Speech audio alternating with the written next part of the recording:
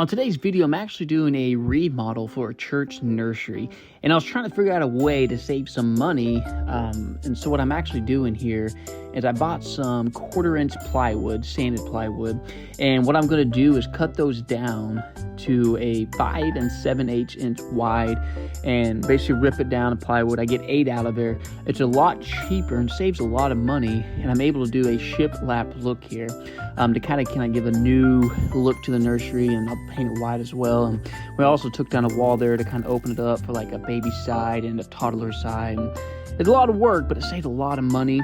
And after I'm done painting it here, it actually looks really nice. Had a good, clean finish to it.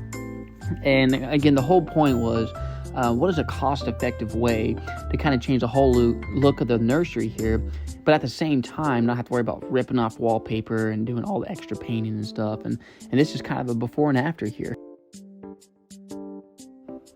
I appreciate watching the video today, and I hope you learned something, and hopefully you found a way to save some money. But if you like it, subscribe to the channel and see if you can find some more affordable backyard projects.